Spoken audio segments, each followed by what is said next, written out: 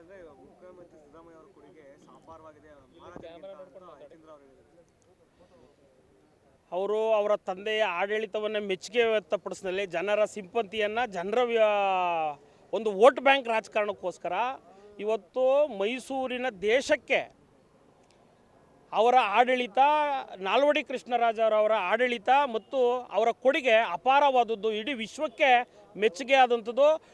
ಮತ್ತು ಮೈಸೂರನ್ನು ಇಡೀ ವಿಶ್ವವ್ಯಾಪ್ತಿಯಲ್ಲಿ ಅಭಿವೃದ್ಧಿಲಿ ನಾಲ್ವಡಿ ಕೃಷ್ಣರಾಜ ಅವರು ಇದ್ದಂಥ ಕಾಲದಲ್ಲೇ ಅಭಿವೃದ್ಧಿಯನ್ನು ಮಾಡಿದಂತಹ ಮೈಸೂರು ರಾಜಮನೆತನದ ಬಗ್ಗೆ ಇವರು ಮಾತನಾಡಿರೋದು ಭಾಳ ಖಂಡನೀಯ.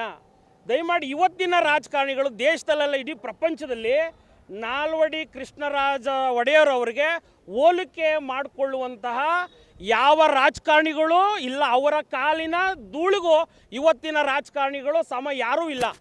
ದಯಮಾಡಿ ನೀವು ಇಂತಹ ಹುಚ್ಚು ಹೇಳಿಕೆಗಳನ್ನು ಬಿಟ್ಟು ಇತಿಹಾಸ ಗೊತ್ತಿಲ್ಲದೆ ಮಾತನಾಡೋದನ್ನು ದಯಮಾಡಿ ನಿಲ್ಲಿಸಬೇಕು.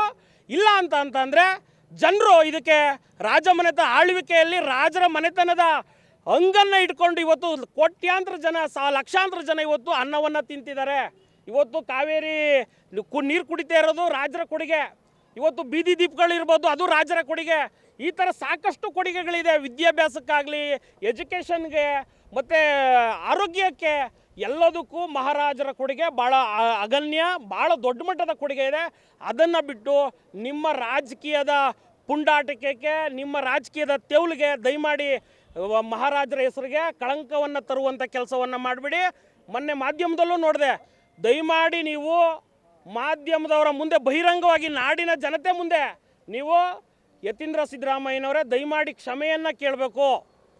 ಇಲ್ಲ ಅಂತಂದರೆ ಹೋರಾಟ ನಿರಂತರವಾಗಿ ನಾವು ಹೋರಾಟವನ್ನು ಮಾಡಬೇಕಾಗ್ತದೆ ಅಂತ ನೇರವಾಗಿ ನಾಡಿನ ಜನತೆ ಪರವಾಗಿ ಎಚ್ಚರಿಕೆಯನ್ನು ನಾವು ಕೊಡ್ತಾ ಇದ್ದೇವೆ ಅಂತ ಈ ಮುಖಾಂತರ ಹೇಳ್ತಾ ಇದ್ದೇನೆ. ರಾಜಶೇಖರ್, ಕನ್ನಡಾಂಬೆ ರಕ್ಷಣಾ ವೇದಿಕೆ ರಾಜ್ಯಾಧ್ಯಕ್ಷ.